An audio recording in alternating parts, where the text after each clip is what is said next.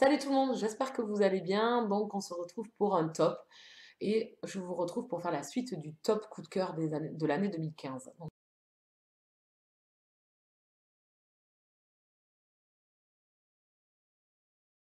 Et le dernier genre littéraire dont on va parler, c'est le fantastique et l'urban fantasy. Alors j'en ai quatre à vous présenter. Donc je remarque effectivement que cette année, il n'y a pas eu énormément d'urban fantasy dans mes lectures. Qui est un genre que j'affectionne tout particulièrement, la romance paranormale, et j'en ai presque pas lu. J'en ai lu qui n'ont pas été des coups de cœur, qui sont des sagas que j'adore.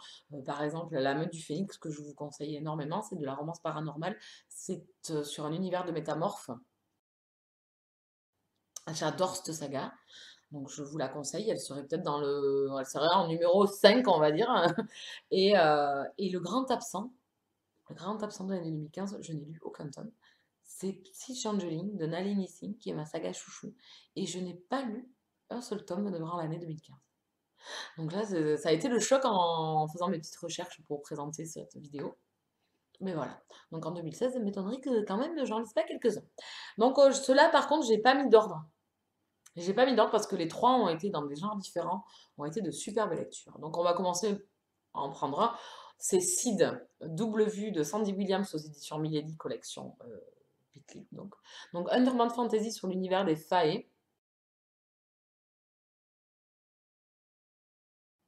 et des Cid. Un univers que j'adore, c'est une saga en 3 tomes. Ça y est, la saga est terminée.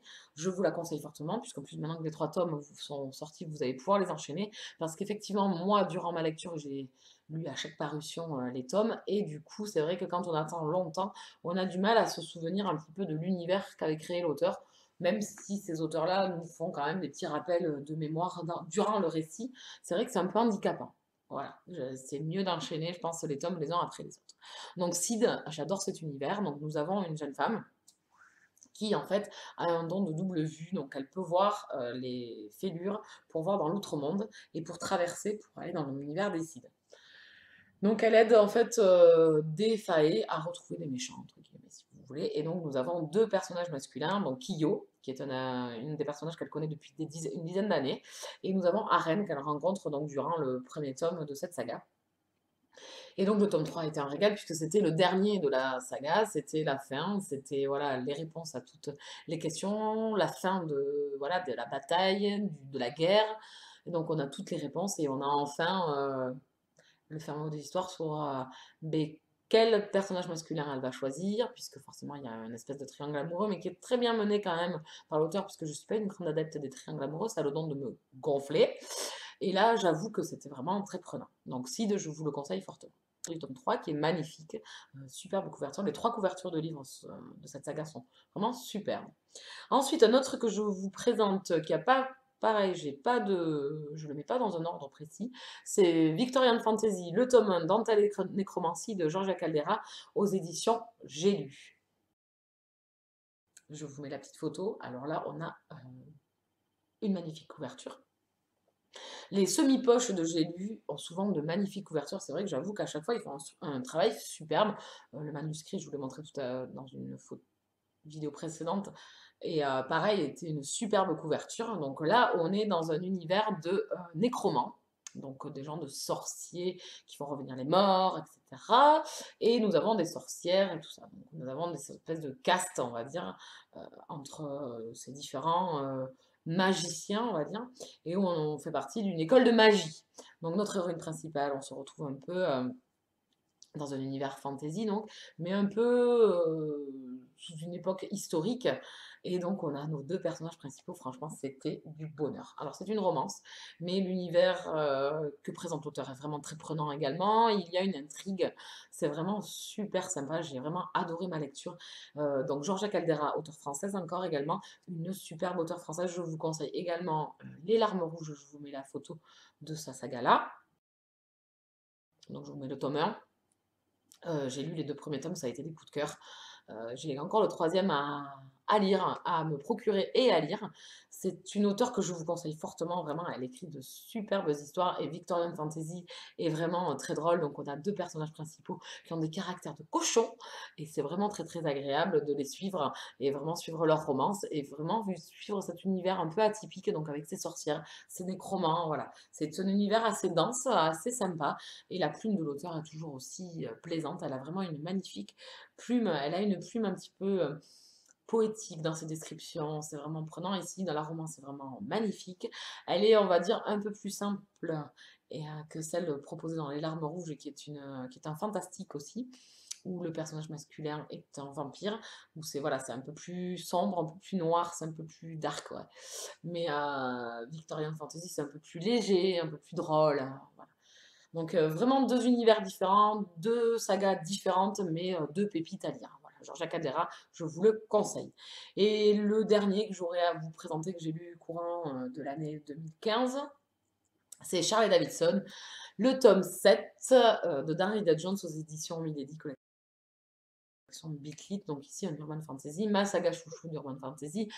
J'adore cette saga, je vous la conseille fortement, franchement, allez-y si vous aimez l'Urban Fantasy ou si vous voulez découvrir l'Urban Fantasy un peu différente de tous ces univers de vampires, de métamorphes, voilà. Allez-y, foncez sur Charlie. Charlie, c'est une héroïne drôle, avec un sacré caractère, qui en fait voit les morts, leur parle et les font traverser pour aller dans l'au-delà. Et donc, elle est détective privée en même temps. Donc, elle se met toujours dans des histoires rocambolesques.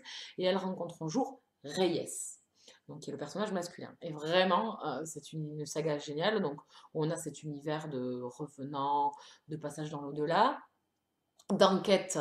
Il y a toujours une intrigue d'enquête de détective privé. Et il y a l'univers la mythologie mise en place par l'auteur, par cet univers donc, où Lucifer, les démons, voilà, font partie de l'histoire. Et c'est vraiment très prenant. Les personnages secondaires sont tout aussi intéressants que le personnage principal. C'est vraiment une saga que je conseille. Ça se dévore. Il y a énormément d'humour. Alors, Charlie est complètement déjantée. Elle a une façon de voir les choses, une façon de réfléchir, de s'exprimer devant les gens qui est assez drôle. Les gens doivent souvent la prendre pour une faux folle. Moi, c'est un personnage que j'adore. Reyes, c'est un personnage masculin que j'adore. Donc, je vous conseille fortement cette saga en urban fantasy. Voilà, dans un genre d'urban fantasy assez différent de tous ces univers d'héroïnes où on a des métamorphes ou des univers de Cid et tout ça. On n'est pas du tout dans ce registre-là, on est encore dans autre chose. Et c'est ce qui fait la différence de la saga de Charlet et qui fait la nouveauté de cette urban fantasy que je vous conseille encore fortement. Je vous mets la photo du tome 7 euh, à lire. Eh bien, on a fait le tour de tous ces livres que je vous conseille pour l'année. Moi, m'ont régalé durant toutes ces lectures. Il y en aurait d'autres que j'ai lus dans les années antérieures, mais c'est pas le but, c'est pas le principe. Voilà, on parle de ce que j'ai lu en 2015. J'espère vous avoir donné envie d'en découvrir certains. Peut-être que vous en avez eu des méga coups de cœur que je n'ai pas lus et que vous pouvez me donner en barre d'infos, enfin en commentaire, il n'y a pas de souci. C'est avec plaisir que je discuterai avec vous de vos coups de cœur également.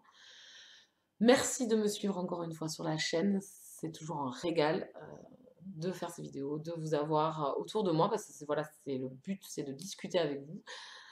Et j'espère le faire encore longtemps. Je vous embête pas plus longtemps. Je vous souhaite une bonne fin de week-end. Je vous dis à très bientôt. Ciao, ciao!